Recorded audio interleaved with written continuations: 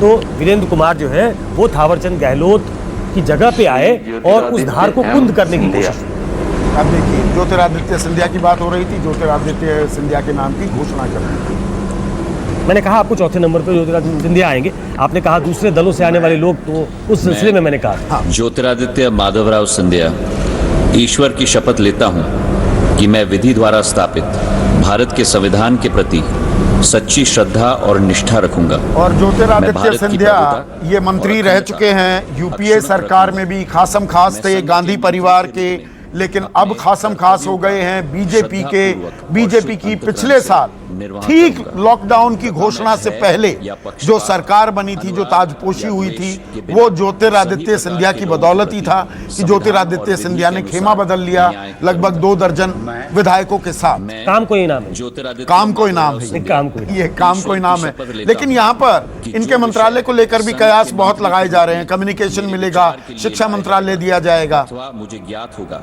अब देखिए, अब उसमें इंडल्ज करना ठीक नहीं है, तब के सिवाय कुछ समय की बात है, थोड़ी देर में हम सबको पता चल जाएगा।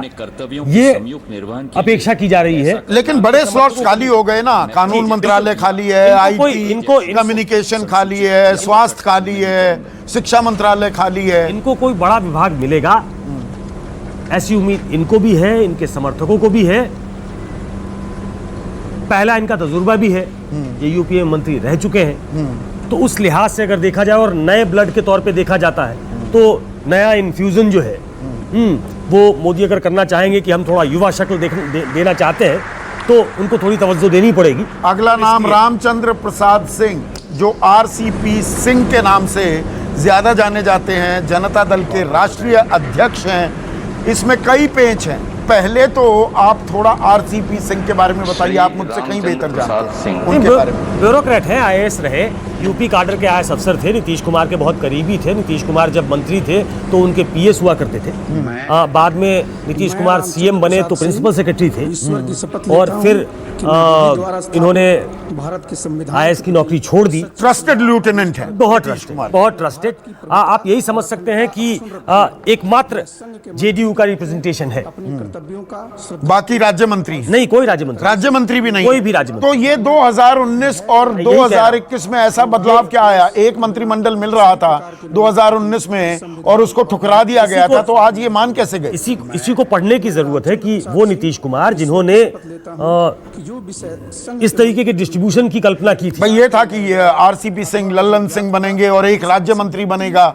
नहीं, बात ये थी कि हमारे 16 सांसद हैं, एलजेपी के 6 सांसद हैं, तब भी आपने एक मंत्रिमंडल में जगह दी है, 16 वाले को भी एक। तो मान क्यों गए? नीतीश कुमार का कल का बयान मेरे जहन में आता है, उन्होंने कहा कि देखिए अब राष्ट्रीय अध्यक्ष आरसीपी सिंह हैं तो वो फैसला लेंगे। ऐसा होता नहीं है। उन्होंने फैसला लिया कि मैं मंत्रिमंडल में रहूंगा। अच्छा, अकेले वो रहेंगे, वन पोस्ट भी नहीं, बाकी किसी लायक नहीं। मतलब ये बात आपको क्या हजम होती है या नीतीश कुमार के कहने से आम जनता को हजम होगी कि नीतीश कुमार का इससे लेना देना नहीं है, ये आरसीपी सिंह के खुद का फैसला है।